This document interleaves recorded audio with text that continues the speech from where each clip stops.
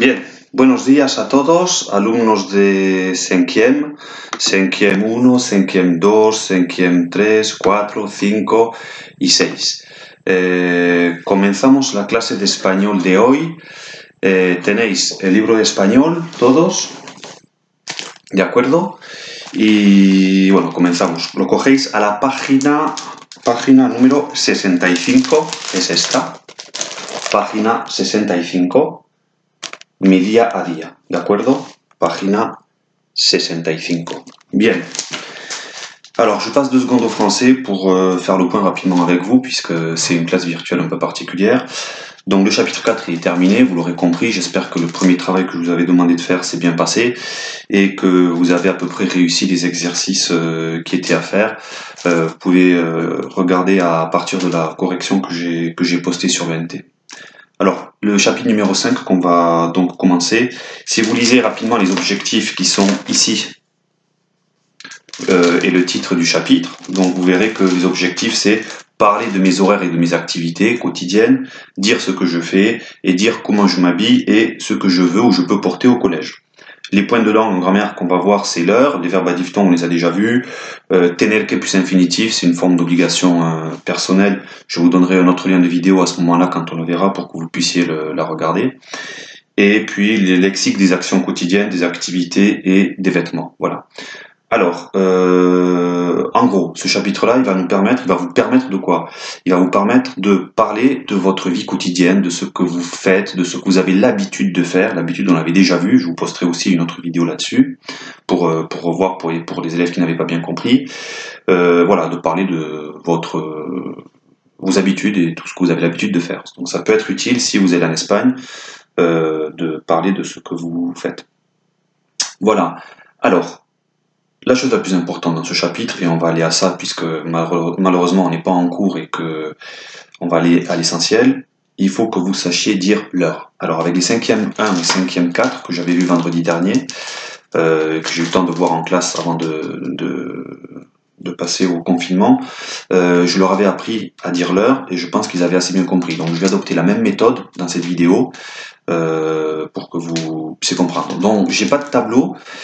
J'ai essayé de faire, donc là c'est un peu loin, je vais rapprocher la caméra et je vais vous expliquer en même temps comment ça se passe. Donc je vais disparaître pour zoomer plus sur la caméra et je reviens après, mais vous entendrez ma voix. Voyons, alors, attendez, je vais pousser ça. Hop, on va faire un écran, je pense que là c'est à peu près bon.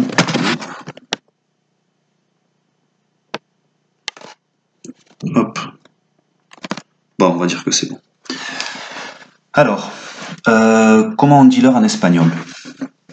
Vous avez déjà comment on la demande. Alors, soit vous demandez ¿qué hora es? C'est la question qui est en bleu, ici. Soit ¿a qué hora? Et après, vous mettrez un verbe. Ici, j'ai pris comme exemple le verbe comer. ¿A qué hora comes? Et on va voir comment on répond à ces deux questions. La différence, c'est que celle-ci, ¿qué hora es? C'est pour demander l'heure. Ça serait l'équivalent de quelle heure est-il?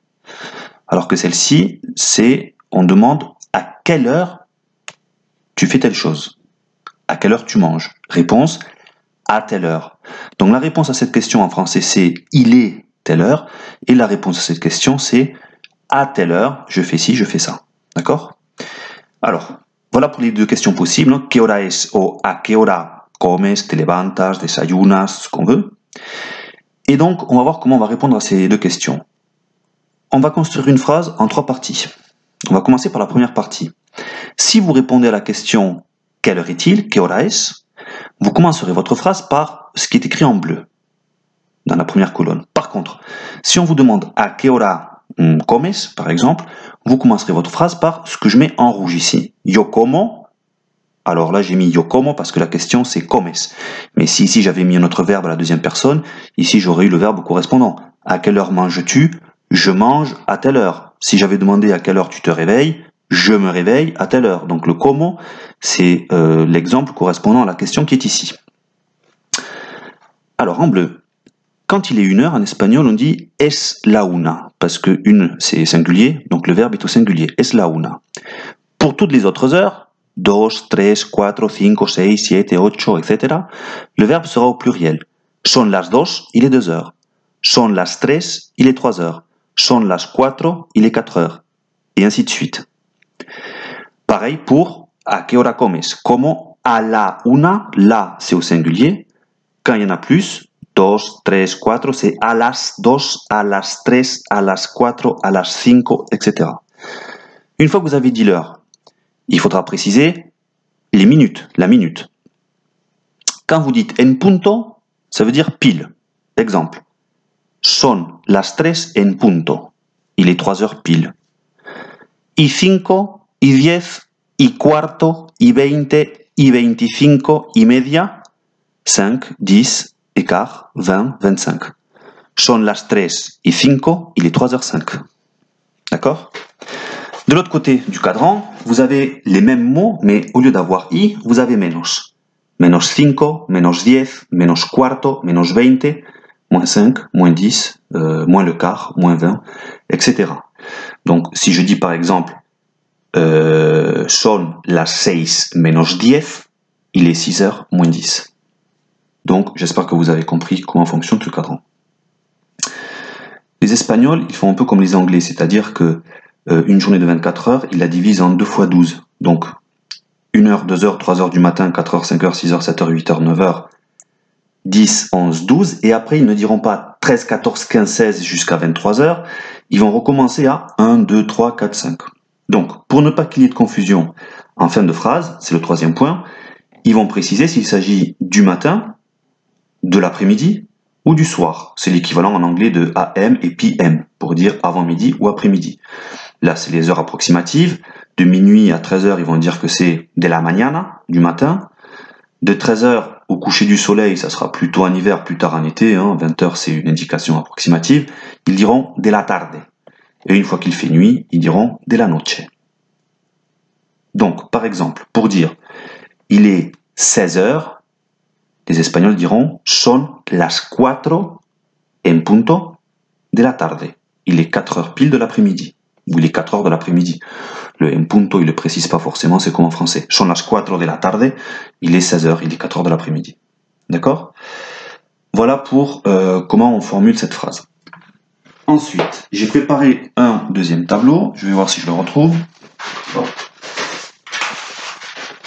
Là, je vais le mettre par-dessus. Voilà. Alors, qu'est-ce qu'on a là? Quelques exceptions. Pour dire il est minuit, les Espagnols vont dire es medianoche. Pour dire qu'il est midi, ils vont dire es mediodía.